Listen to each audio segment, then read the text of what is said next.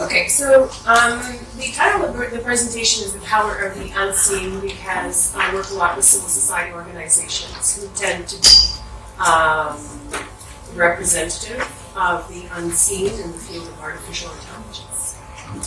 I will start with a very simple definition of what artificial intelligence is. There's a lot of hype around what it means, a lot of high expectations of what it can do and what it, and so there are certain limitations. So if we go back historically, the term AI was coined by John McCarthy in '55.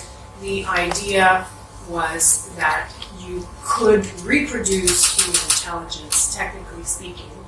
Oxford Dictionary now confirms that artificial intelligence is a field that attempts to reproduce certain aspects of human intelligence, such as vision or language.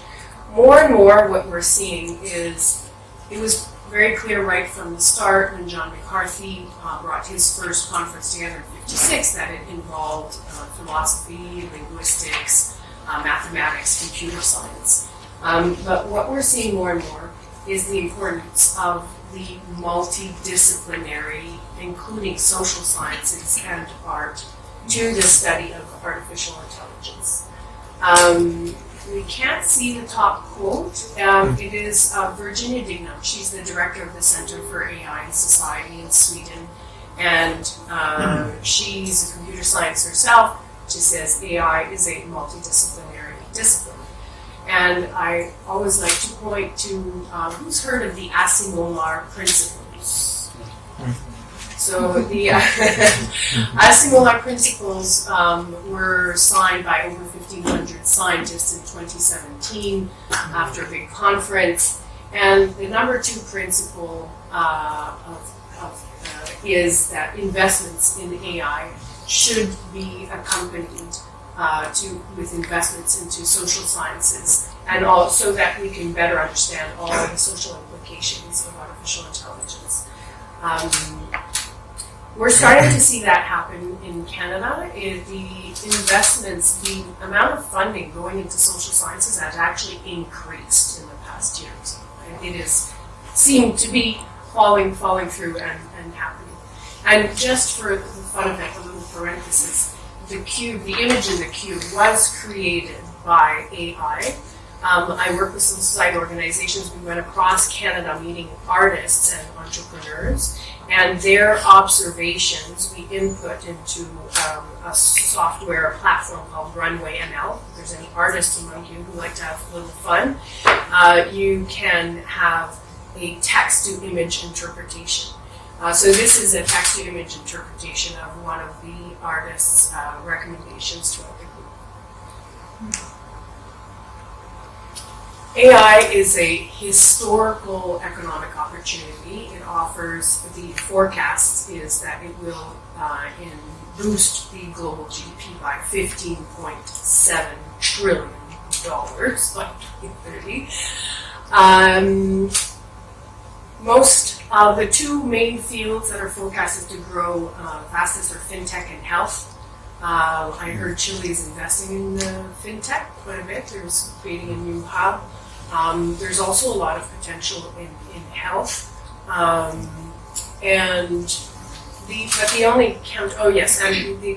2 main countries that are forecasted to intake a lot of that growth are the U.S. and China. So hopefully Chile grabs a piece of that pie, and Canada too, of course. So there is this incredible growth opportunity. But growing research, a lot of research is also showing that it can increase social inequalities. So that is a huge risk, and there are choices that we need to make moving forward to avoid that risk. So we want to grasp AI's social potential. We want to make sure that it can be beneficial for society. Here are some of the examples of what it can do. So let's start with human rights.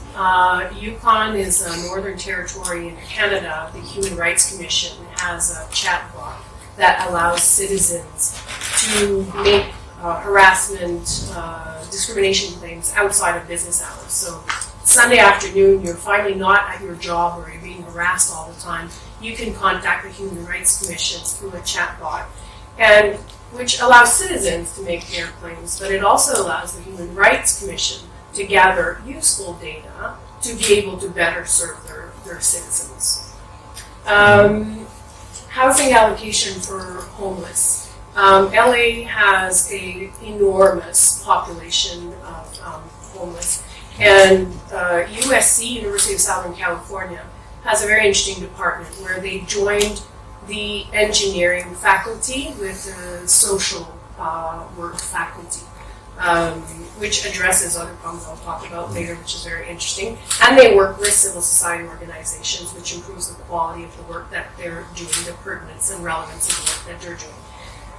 In short, the housing allocation for homeless is an initiative that they are currently running and has reduced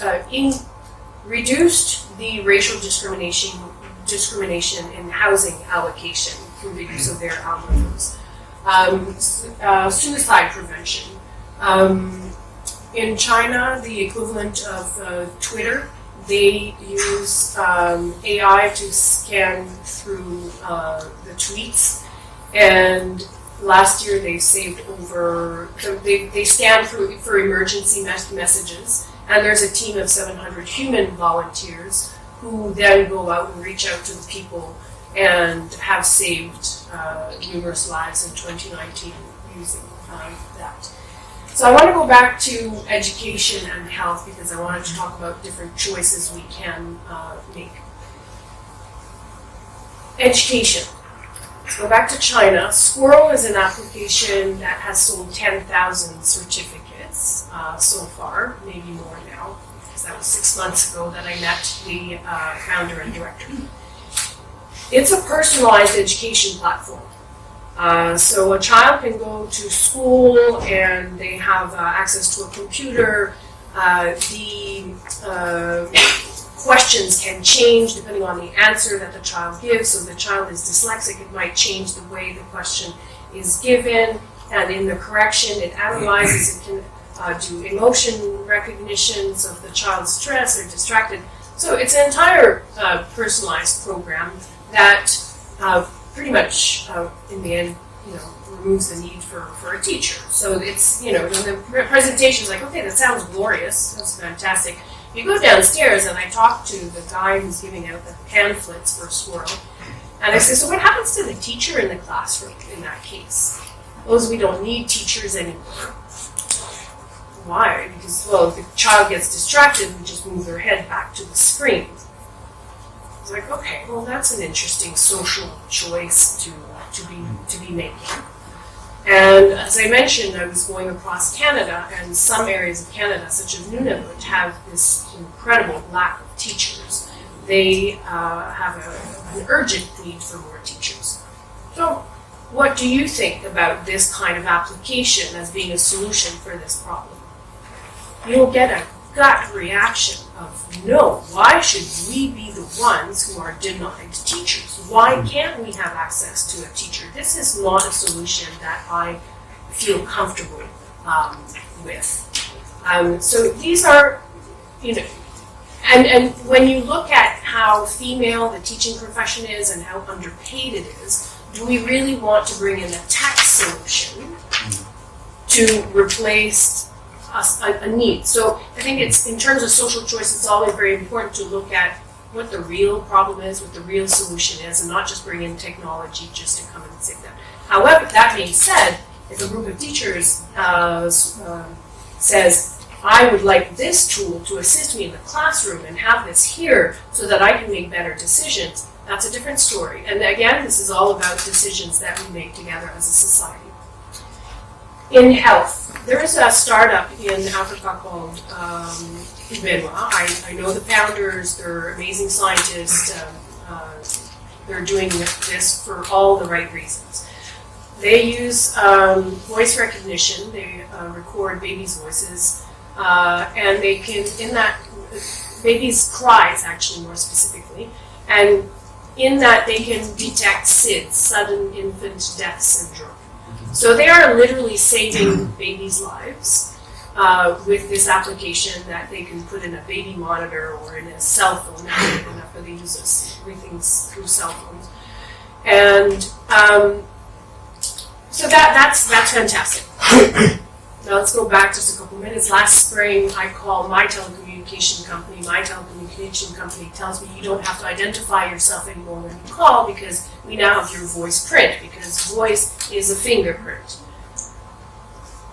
New Zealand uses voice print, voice recognition for banking.